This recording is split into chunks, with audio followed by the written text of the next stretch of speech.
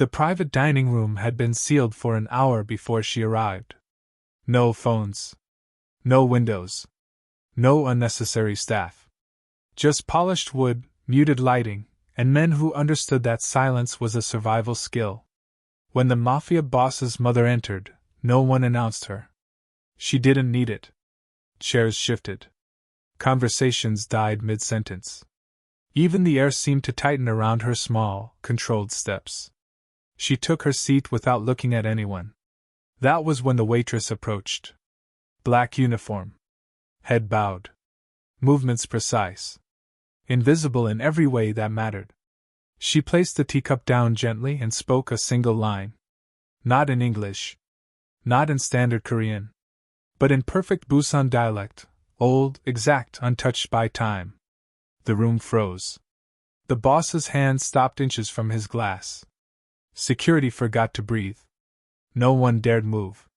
The mother looked up slowly. Not angry. Not confused. Recognizing. Because she hadn't heard that dialect spoken correctly in decades. If you're ready for a story about power, dignity, forbidden love, and the sweetest revenge you've ever witnessed, then you're in the right place. Hit that subscribe button and turn on notifications because this channel brings you the most addictive romance stories you won't find anywhere else. Drop a fire in the comments if you're team revenge. And let's get into this story. The waitress had learned early that survival didn't come from being seen. It came from precision. Her name didn't matter in places like this. Names created memory, and memory created risk. Here, she was identified by posture, by timing, by how little disruption her presence caused when she entered a room that belonged to powerful men. She moved the way shadows did, arriving without announcement, leaving without trace. She had been working this restaurant for 3 years. Long enough to know which tables were loud and which ones required silence. Long enough to recognize the sound of concealed weapons shifting under tailored jackets. Long enough to understand that the private rooms on the upper floor were not simply for privacy, but for decisions that could erase lives. Tonight's room was the most dangerous of them all. Before the guests arrived, the floor manager pulled her aside. Not sharply. Not loudly. Just enough for the message to land. Eyes down. No improvising. Speak only if spoken to. If anything feels wrong, leave immediately. He didn't need to explain why. Everyone on staff knew who was coming. The Mafia boss's mother didn't visit often. She didn't need to. Her absence was louder than most people's presence. When she did appear, things changed. Ownerships shifted, alliances collapsed, people disappeared quietly within weeks. She had never been photographed entering this building. No one knew where she lived. And yet, everyone knew when she was nearby. Because fear moved ahead of her. The staff felt it first. The kitchen went silent except for the controlled rhythm of knives against cutting boards.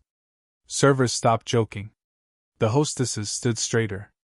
Even the security guards, men built like walls, adjusted their stances when word came down the stairwell. She's here. The rules multiplied instantly. No eye contact. No unnecessary speech. No questions. No mistakes. Mistakes were not corrected here. They were remembered. The waitress absorbed all of it without reacting. Her hands didn't shake. Her breathing didn't change. Discipline had been carved into her long before she wore this uniform. Long before she learned that invisibility was a language of its own. She remembered the first time she'd served a dangerous table, how another server had spilled water by accident. The sound hadn't been loud. The reaction had been. The man at the table hadn't raised his voice. He'd simply looked at the manager. That server never came back to work. No one asked why. Tonight, the danger felt heavier. Older. Rooted in something deeper than business. The private room was sealed. Security checked it twice. Then again. The Mafia boss arrived first, flanked by men who spoke little and watched everything. He took the seat opposite the one reserved for his mother and waited. Even he didn't relax. Even he kept his back straight. When she entered, the waitress was standing at the service station outside the room, waiting to be summoned. She heard the shift before she saw it. The air tightened. Voices disappeared. Shoes stopped moving. Inside, the mother took her seat with practiced calm. She didn't scan the room. She didn't need to. Everyone there already existed within her awareness. Years of power had taught her that dominance didn't require movement. It required expectation. The waitress was called in for tea service. As she entered, she registered everything in seconds: the placement of hands, the angle of shoulders, the rhythm of breathing. The boss didn't look at her. His men did, briefly evaluating. Security tracked her steps. The mother stared at nothing. Until the waitress placed the cup down. Until she spoke. The line was simple. Polite. Perfectly appropriate. But the dialect wasn't. It wasn't the softened version people learned from television. It wasn't modern. It carried cadence from another era, one shaped by docks, by hunger, by families that survived through loyalty rather than law. Busan. Old Busan. The reaction was immediate and absolute. No one moved. Not because they were shocked, but because they didn't understand what they had just witnessed. The waitress didn't look up. She knew better. She returned to stillness, as if the moment had never happened. But the mother's attention had shifted. Her eyes rested on the waitress now, not sharply, not suspiciously. Slowly. As if something long buried had been disturbed. Her fingers paused against the porcelain cup. Her expression didn't harden. It softened. That was worse. Because no one in that room had ever seen softness directed at a stranger. Around them, tension coiled tighter. The boss's jaw clenched. One of the men near the door shifted his weight, uncertain whether this moment was dangerous or sacred. Staff outside the room felt something was wrong without knowing why. Whispers moved down the hall like static. "Did you hear that? Who is she? Why did she speak?" The waitress felt it all without reacting. She had learned long ago that composure could be mistaken for confidence, and confidence could be fatal. She kept her gaze lowered, her posture neutral, her breath steady. The mother lifted her cup, then set it back down untouched. Then she spoke. Not in English. Not through an interpreter. She switched fully into Korean, her voice calm, measured, carrying the weight of decades. And then she asked the waitress a personal question. One no stranger should have known how to ask. The question didn't land loudly. It didn't need to. It slipped into the room the way a blade slid between ribs, quiet, precise, already too deep to pull back from. The waitress froze for half a breath. Not long enough to be noticed by most. Long enough for the mother to notice everything. The question wasn't aggressive. It wasn't even suspicious on the surface. It was framed casually, almost kindly. But it was asked in Busan dialect so old it carried rules most speakers no longer remembered. A test. The waitress understood immediately. She answered with one word. Perfectly. No filler. No hesitation. No correction needed. The temperature in the room dropped. The mafia boss lifted his eyes for the first time. He didn't look at his mother. He looked at the waitress. Not with anger. Not yet. With calculation. Because coincidences did not survive long in rooms like this. The mother didn't respond right away. She adjusted her posture slightly, as if settling in for a longer conversation. Her silence stretched, not awkward, not uncertain. Intentional. Then she asked another question. This one used an idiom. Not a common one. Not something written in books. It was a phrase spoken only by people who grew up near the docks, where language bent around survival and weather and debt. A phrase that meant one thing on the surface, and something else entirely underneath. The waitress answered again. Short. Correct. Untouched by modern pronunciation. Someone near the door inhaled sharply before remembering not to. The boss's fingers tightened around his glass. His men began scanning the room, not for threats, but for context. They were trained to spot lies, weapons, movements. This was none of those things. This was worse. The mother's questions continued. Each one slightly deeper. Each one slightly older. She asked about phrasing that hadn't been used since before the city rebuilt. About inflections tied to neighborhoods that no longer existed. About honorifics that only appeared in families that had lost men to the sea. The waitress responded every time. Never more than necessary. Never less. And with every correct answer, the danger increased. Because ignorance could be forgiven. Knowledge could not. The staff outside the room sensed the shift. The hallway felt narrower. Security repositioned subtly, not aggressively, but strategically. One man adjusted his earpiece. Another placed a hand closer to his jacket. Inside, the boss leaned back slightly, studying the waitress as if she were a document written in invisible ink. He spoke once. "Where did you learn that?" The waitress didn't answer him. She waited. The mother lifted one finger, not sharply, just enough. Permission was not given. The boss fell silent again, his jaw tightening. The mother asked another question. This one wasn't linguistic. It was cultural. It referenced a custom practiced only by families who had buried children during a specific period, one no longer discussed openly. A custom that had never been recorded. One that lived only in memory. The waitress's answer came softer this time. Still correct. Still precise. But something flickered beneath it. Recognition. That was when the fears shifted. Until now, the room had been tense because something strange was happening. Now it was tense because something impossible was happening. The mother stopped asking questions.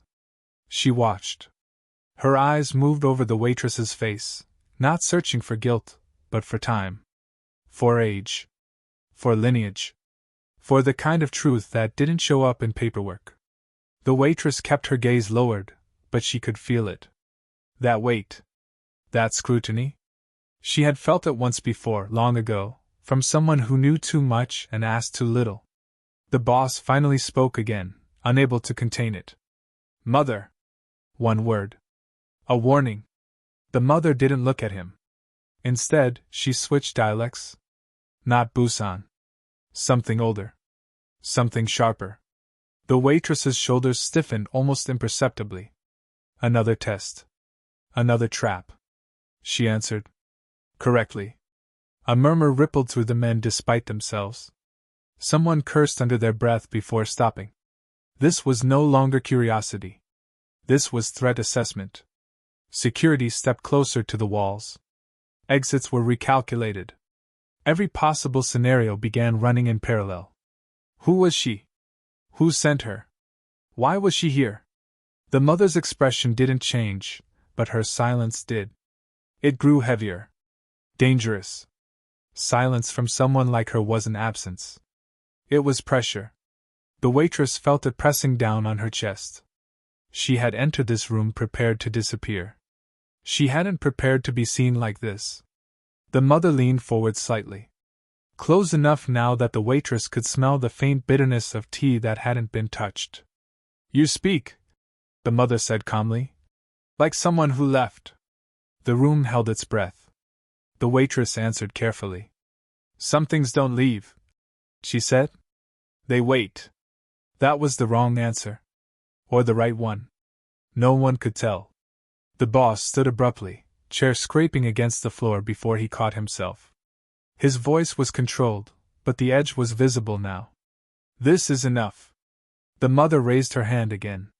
This time, he stopped immediately. She looked back at the waitress. And then she spoke a name. Not loudly. Not dramatically. Just clearly. It wasn't a name anyone in this room had said out loud in years. It wasn't a name that existed on records. It wasn't a name the waitress should have recognized. But her breath caught anyway. Because she did. The waitress didn't answer right away.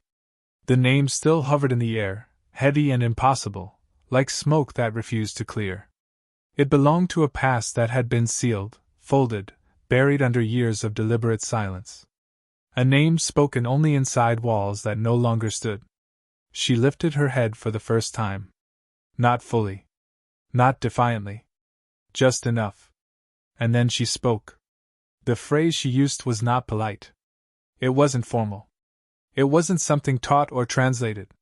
It was a Busan-only family phrase, one spoken behind closed doors, late at night, when grief was shared in whispers and children were told to sleep. A phrase that meant, we survived what was meant to end us. The mother's breath caught. Not visibly. Not dramatically. But the room felt it. The effect was immediate. The mother stood.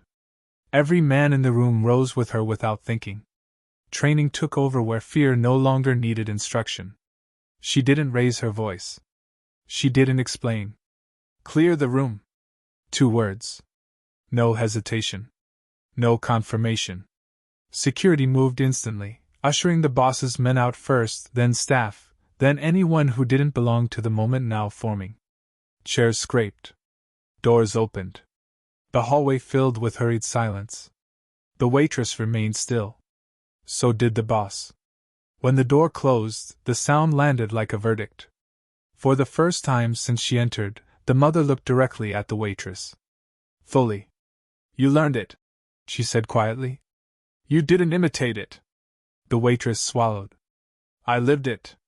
The power in the room shifted, not violently, not suddenly. It turned the way a tide does when it stops obeying the moon. The mother was no longer testing. She was remembering. Busan came back in fragments. Narrow alleys. The smell of salt and rust. Nights when lights stayed off not to save money, but to stay unnoticed. A childhood where names mattered, and knowing the wrong one could cost you everything. The waitress spoke sparingly, revealing only what the mother already understood. That she had grown up near the port. That she had learned early when to listen and when not to speak. That some families didn't leave records, only scars.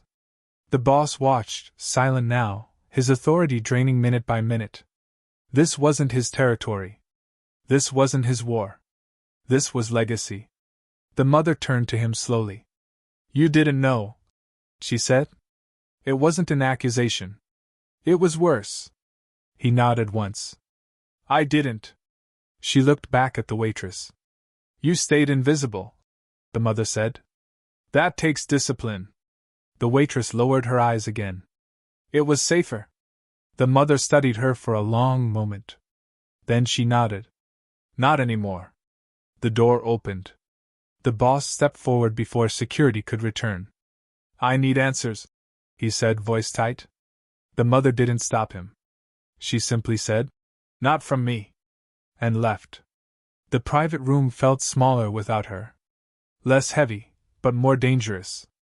The kind of danger that came from uncertainty instead of authority. The boss faced the waitress now. Up close, she looked younger than he expected. Not naive.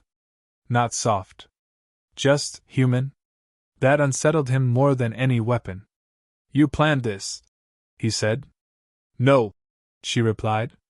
I prepared for survival. He circled her slowly, studying every detail. The way she stood. The way she breathed. The way she didn't flinch. My mother doesn't clear rooms, he said.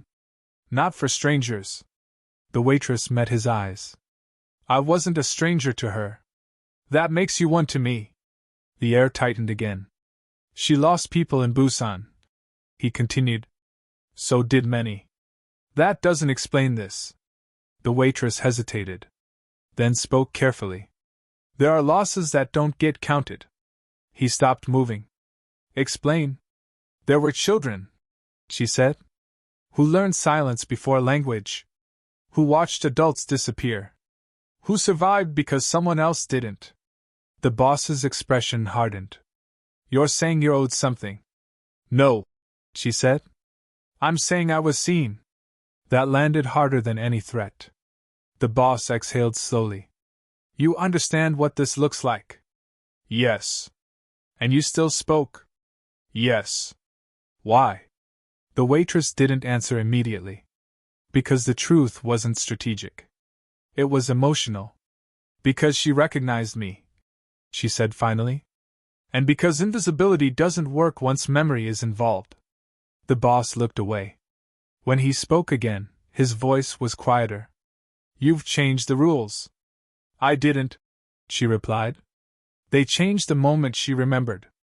Silence returned, different now. Not threatening. Transitional. The door opened again. The mother stood there. She didn't sit. She didn't smile. She looked at the waitress and said calmly, deliberately, "You will serve me personally tonight." And the waitress knew there would be no going back. The room she was moved to was smaller. Not poorer. Not simpler. More controlled. The kind of space where history was discussed without being written down. The mother sat first. Always first. The boss remained standing until she gestured once, almost absent-mindedly. Only then did he take his seat, slower now, cautious, as if the ground beneath him had shifted and he wasn't sure where the edges were anymore. The waitress poured tea. Her hands were steady, but the ritual felt different now. Every movement carried weight. Every second stretched. The mother watched the steam rise from the cup. "Busan," she said softly. Not a question. A door. The waitress waited. "You were there before the fire," the mother continued. "Before the docks were rebuilt. Before the names changed." "Yes." The boss's head snapped up. "Fire?" he asked. The mother didn't look at him. "There were records," she said. "Then there weren't." The waitress spoke only when spoken to, but when she did, her words landed carefully, like stones placed across deep water. "My family disappeared," she said. "On paper." The mother nodded once. "That was the year children stopped being counted properly." The boss leaned forward now. "You're talking about the port purge," he said. "That was a crackdown. Criminal families. Smugglers." The mother's eyes hardened. "That's what you were told." Silence followed. Heavy. Accusatory. The waitress felt it then, the shape of the truth forming not as a line, but as a fracture. "I was taken inland," she said. "Adopted. Different name. Different city. Different language. You disappeared," the boss said. "I survived." The mother closed her eyes briefly. "There was a promise," she said, "that the children would be spared." The boss stiffened. "Whose promise?" The mother opened her eyes and looked directly at him. "My husband's." The words didn't echo. They sank. The waitress felt the shift immediately. This wasn't about coincidence anymore. This wasn't about recognition. This was about inheritance, of sin, of silence, of unfinished decisions. "He said the families would be broken," the mother continued. "Not erased." The boss shook his head. "That's not what the files say." "There are no files," the waitress said quietly. "Not the real ones." The mother turned to her. "You were moved through a church network," she said. "Unofficial. Clean on the surface." The waitress nodded. "They told me not to remember," she said. "But some things stay." The boss stood abruptly, pacing now. "This is insane," he said. "You're saying my father." "I'm saying," the mother cut in, "that he trusted the wrong man." The room froze again. "Who?" the boss demanded. The mother didn't answer immediately. She took a sip of tea for the first time. "He said it was handled," she said slowly. "He said the children were safe." The waitress felt a chill. "They weren't," she said. The mother's fingers tightened slightly around the cup. "That's why you're here," she said. Not a question. A realization. The boss stopped pacing. "You think this was planned?" he said to the waitress. "No," she replied. "I think someone hoped it would never surface." The mother looked past them both, toward the far corner of the room. "You've been very quiet," she said. A man shifted there. Not security. Not staff. Family. An uncle. Old. Trusted. Present for decades. "I don't know what you think you're implying," he said carefully. The pause before his words mattered more than the words themselves. The mother studied him. "You were in Busan that year." Another pause. "Briefly." The waitress's chest tightened. "You signed transport papers," she said. 4 children who never arrived. The man smiled thinly. Many papers were signed. The boss looked between them. You knew, he said. I suspected, the man replied. But survival requires distance. The mother stood. Slowly. You lied, she said. To me. I protected the family. You protected yourself. The temperature in the room plummeted. I want names, the boss said. Now. The man opened his mouth. And then he staggered. Just slightly. His hand went to the table. His breath hitched. A glass tipped, spilling tea across polished wood. Security surged forward, too late. The mother didn't move. The waitress did.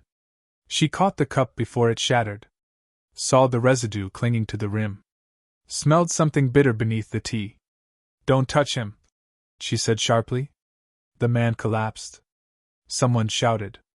Chairs scraped. Hands reached for weapons. The mother's voice cut through it all. Lock the doors. The boss stared at the fallen body. This wasn't meant for him, he said slowly. The waitress looked at the cup in her hand. No, she said. And then the room erupted. The sound came before the chaos. A thin crack, sharp, wrong, cutting through the room like glass snapping under pressure. The waitress moved. Not instinctively. Not frantically. Precisely. She dropped the cup and lunged, knocking the mother's chair back just as a second glass shattered where her head had been a moment earlier. Someone screamed. Someone else reached for a gun. The room exploded into motion, but the waitress was already ahead of it. She pulled the mother down into the side, shielding her body with her own as security rushed in too late to stop what had already begun. Stay down, the waitress said, not loudly, but with authority. The mother obeyed. That alone changed everything. A third attacker emerged near the doorway. The waitress didn't look at him. She didn't need to. She felt the shift in air, the tightening of intent. She moved again, low and fast, sweeping a leg, grabbing a wrist, redirecting momentum the way someone trained to survive close quarters did. The man hit the floor hard. The boss stood frozen. This wasn't luck. This wasn't desperation. This was training. Security finally converged, weapons drawn, shouting commands that echoed uselessly off the walls. The waitress backed away slowly, keeping herself between the mother and the chaos, eyes scanning, breath controlled. The room smelled like spilled tea and blood. The mother rose slowly, steady despite the madness. She looked at the waitress, not with surprise now, but with understanding. You were prepared, she said. I had to be. The boss approached, disbelief etched across his face. You saved her, he said. The waitress met his gaze. I saved us.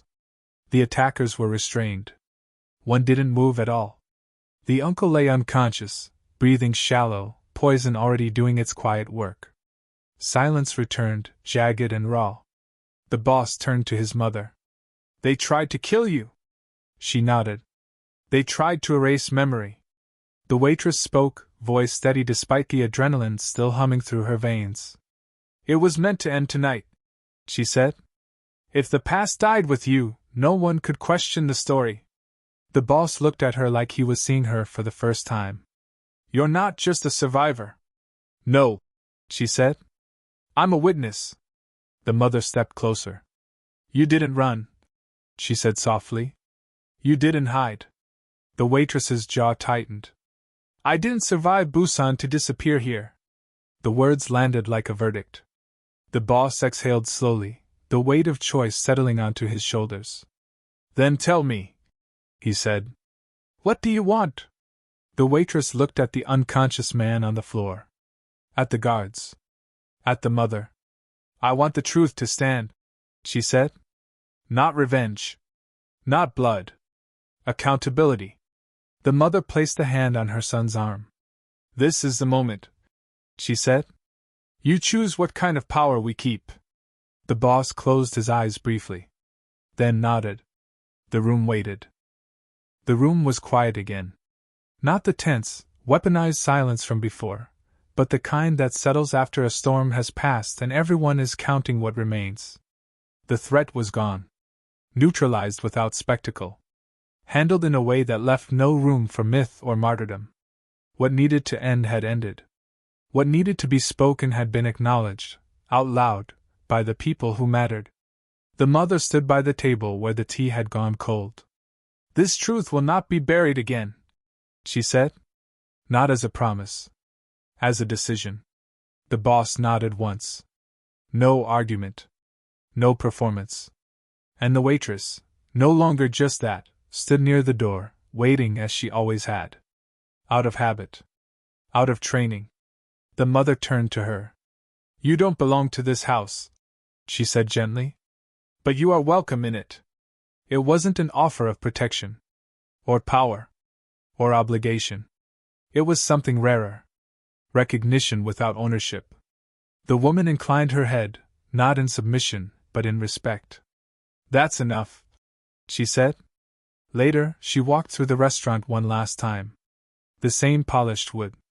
The same muted lights. The same private room now empty.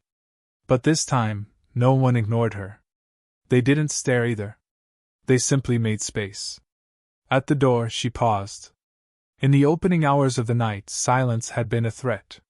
Now it was peace. She stepped outside, letting the city swallow her whole, not invisible, not exposed, just present. Some stories end loudly. The important ones don't. They leave you with a question instead. What truths are waiting, simply for someone to speak them correctly?